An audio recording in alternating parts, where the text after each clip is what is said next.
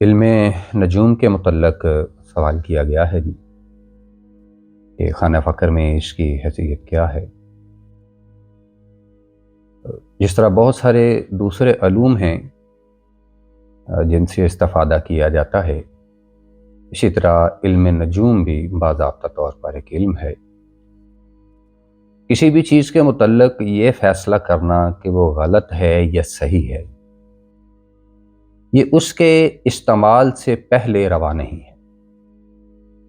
جب بھی کسی چیز کا منفی ہونا یا مثبت ہونا ہمیں فیصلہ کرنا ہوگا اس کے متعلق، تو اس سے پہلے ہمیں یہ جاننا، اس کی یہ پڑتال کرنا ضروری ہوگا ہمارے لیے کہ اسے کس ڈگر میں، کس سینس میں استعمال کیا گیا ہے۔ بہت سارے علوم ایسے ہیں کہ جب ان علوم کو دیکھا جائے تو بظاہر بڑے منفی قسم کے علوم ہمیں لگتے ہیں،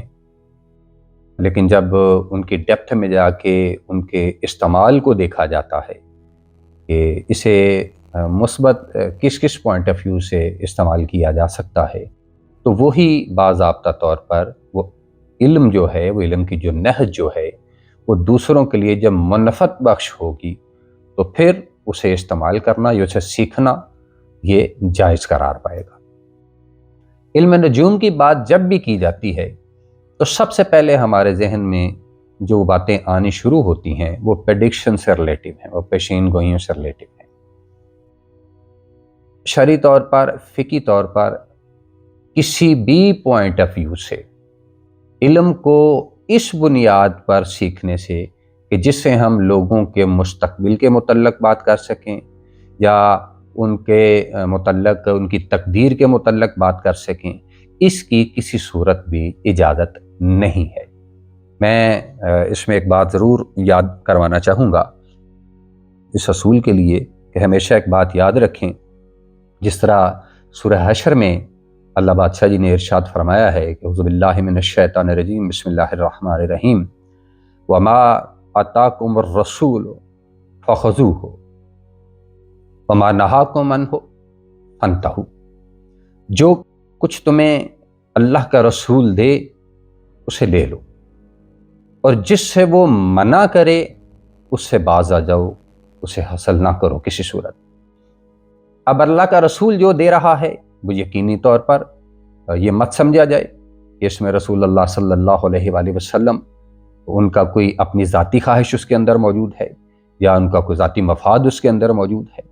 اگر ایسی بات ہوتی تو اللہ بادشاہ جی کبھی بھی قرآن مجید میں یہ ارشاد نہ فرماتے کہ وَمَن یُطِعِ الرَّسُولَ فَقَدْ اَطَاعَ اللَّهَ، جس نے رسول کی اطاعت کی اس نے اللہ کی اطاعت کی، وہ جس نے رسول کی بات مانی اس نے اللہ کی بات مانی۔ یہ اسی بنیاد پر کہا گیا، اور اس لیے اللہ بادشاہ جی نے بھی حکم ارشاد فرمایا کہ جو تمہیں رسول دے وہ لے لو، اور جس سے تمہیں منع کرے اس سے باز رہو، وہ کام نہ کرو۔ اب قرآن مجید میں اللہ بادشاہ جی نے سورہ انعام میں ہمیں ستاروں کے متعلق ایک بات ہدایت فرمائی ہے،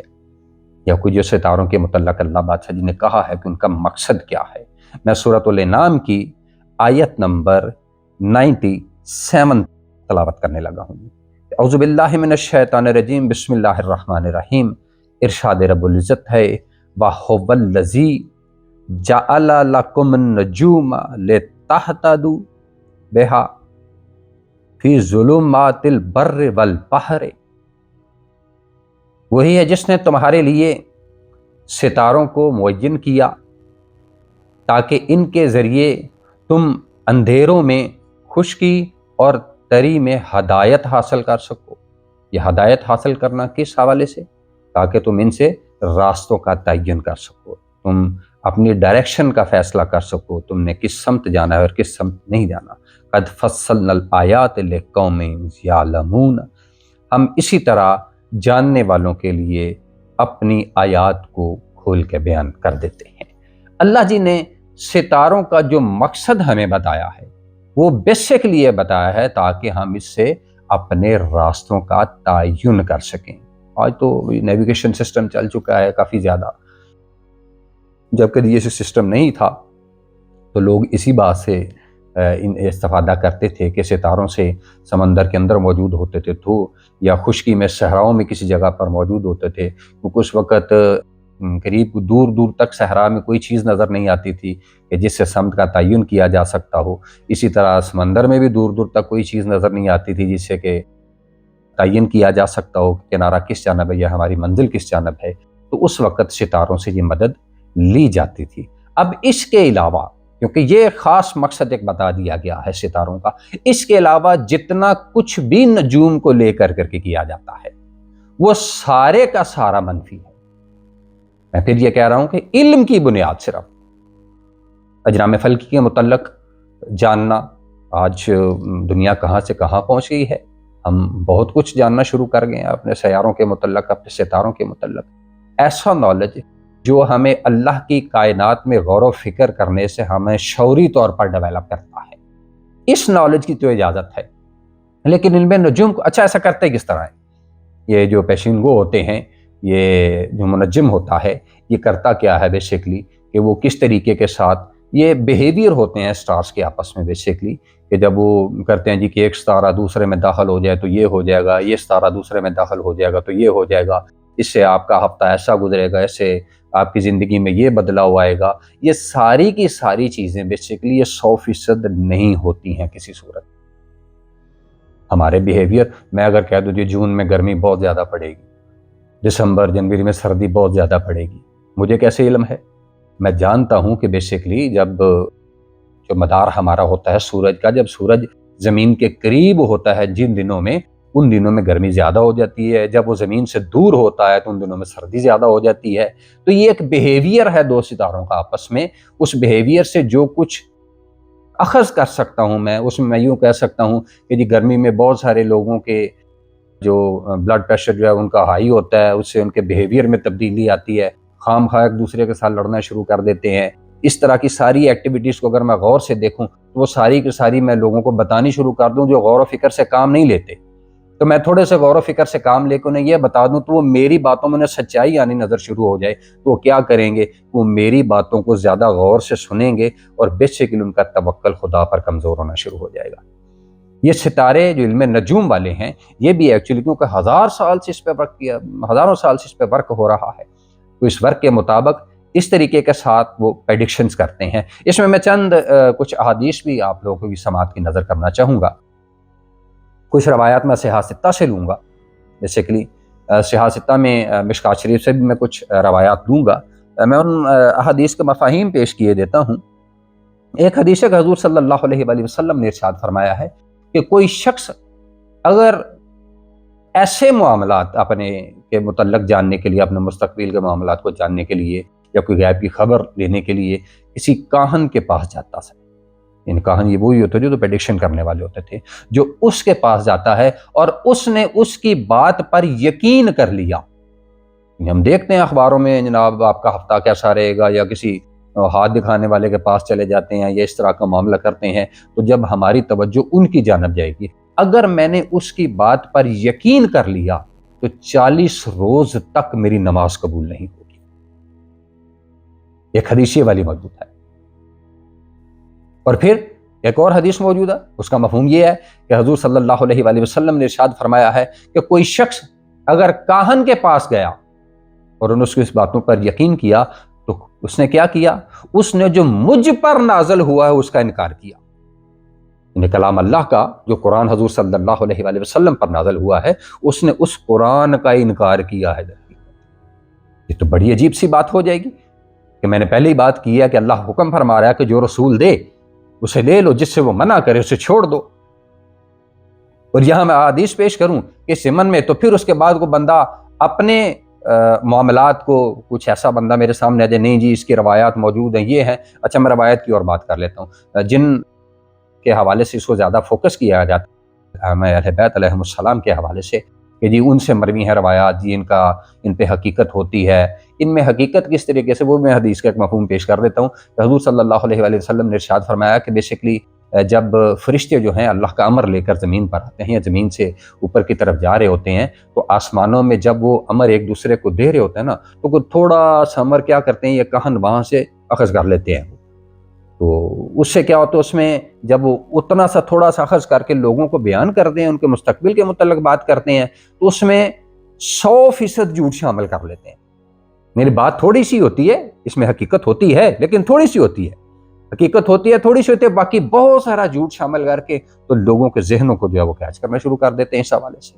میں یہاں حضرت علی کرم اللہ وجہ سے ایک روایت ہے، بلکہ پورا خطبہ موجود ہے، میں وہ خطبہ آپ لوگوں کی سماعتوں کی نظر کر دیتا ہوں۔ یہاں سے مجھے نہج البلاغہ دیجیے گا، یہ قرآن مجید پکڑیں ذرا، یہ نہج البلاغہ ہے میرے سامنے جی، ترجمہ جو ہے مفتی جعفر حسین صاحب کا ہے،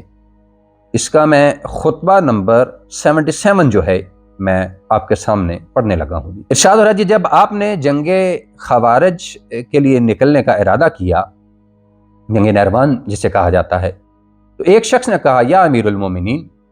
یہ عفیف ابن قیس شخص تھا، یہ والا عفیف ابن قیس اس کا نام کہا جاتا ہے،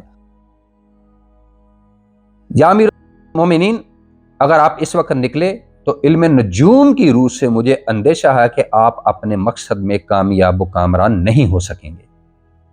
جس پر آپ نے فرمایا۔ اس نے کیا کہا تھا؟ اس نے کہا کہ علم نجوم کے حوالے سے، تو علم نجوم رکھتا تھا اس نے، کہ علم نجوم کے حوالے سے آپ اگر اس ساحت میں نکلے نا، تو میں وہ ذائچے دیکھ رہا ہوں کہ اس ساحت میں آپ نکلے تو آپ کامیاب نہیں ہوں گے، آپ کسی صورت بھی کامرانی جو آپ کے قدم نہیں چومیں گی۔ تو آپ نے مجھ سے مخاطب ہو کے کیا کہا تھا؟ کیا تمہارا یہ خیال ہے کہ تم اس گھڑی کا پتہ دیتے ہو کہ اگر کوئی اس میں نکلے تو اس کے لیے کوئی برائی نہ ہوگی، اور اس لمحے سے خبردار کرتے ہو کہ اگر کوئی اس میں نکلے تو اسے نقصان درپیش ہوگا؟ تو جس نے اسے صحیح سمجھا اس نے قرآن کو جھٹلایا اور مقصد پانے اور مصیبت کے دور کرنے میں اللہ کی مدد سے بے نیاز ہو گیا۔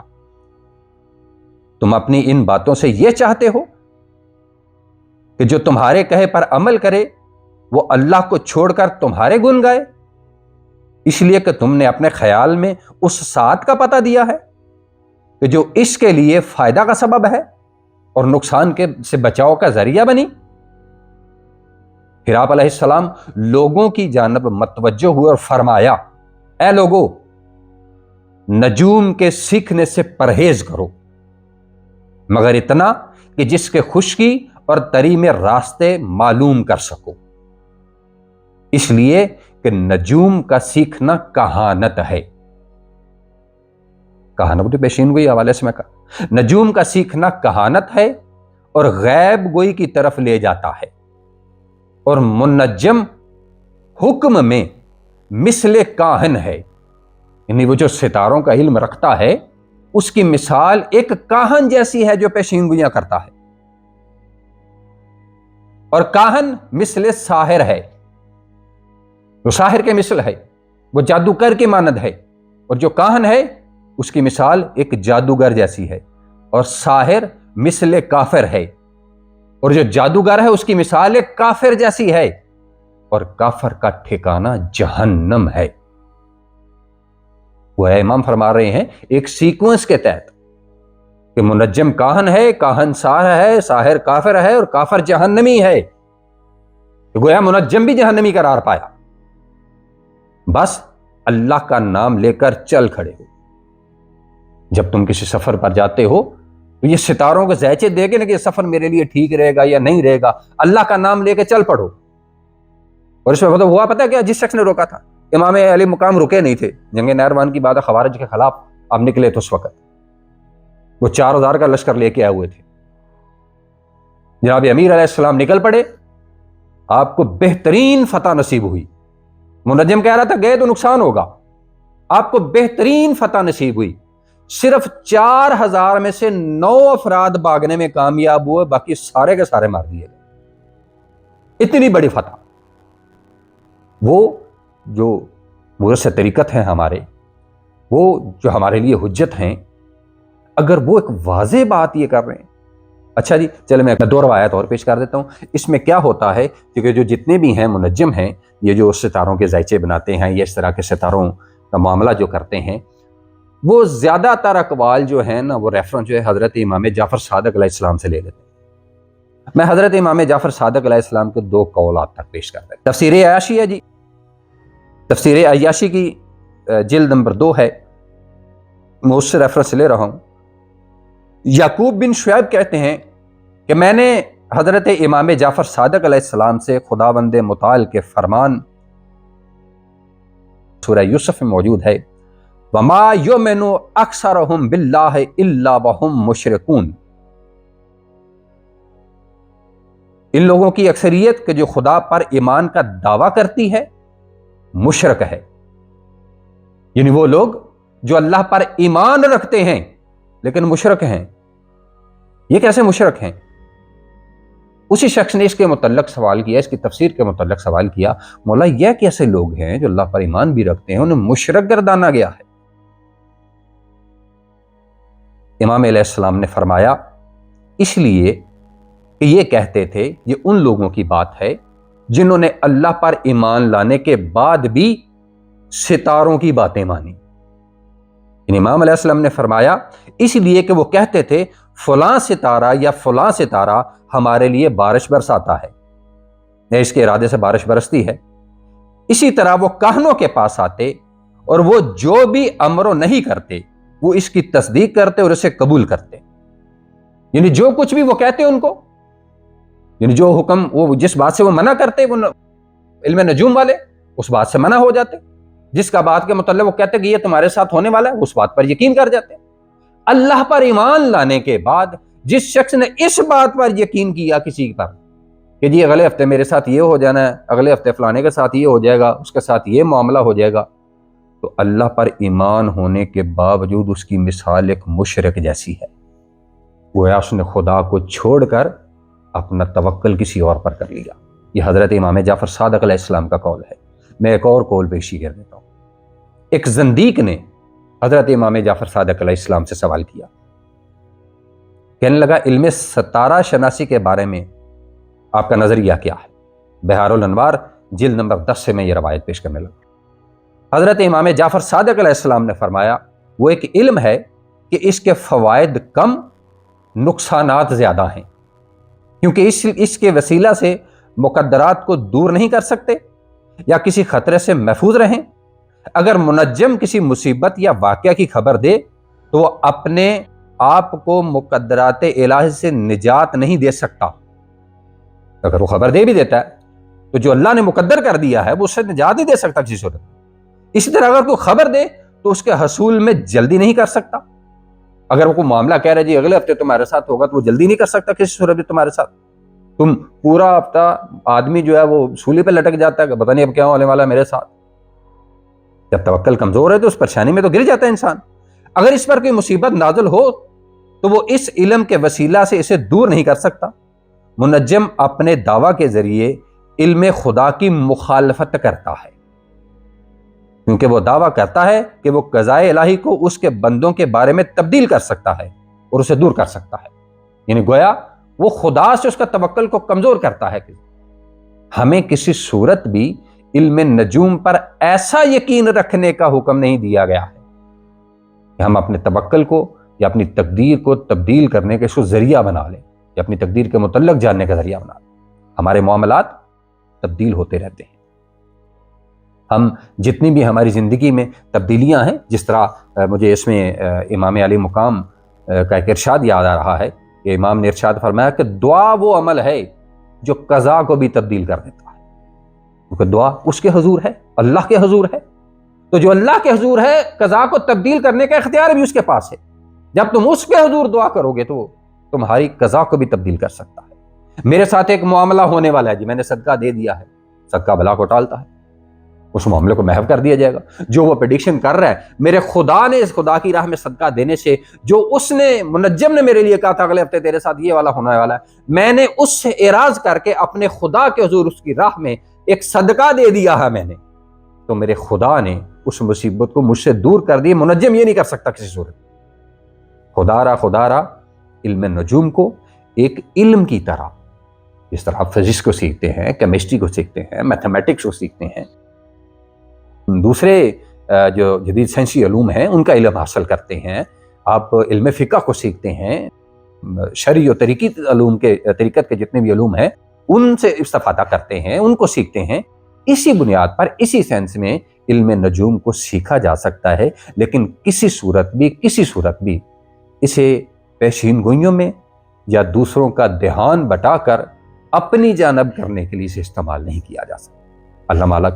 ہم سب کو ان تمام علوم سے جو منفعت بخش نہ ہوں، انسانوں کی بقا کے لیے،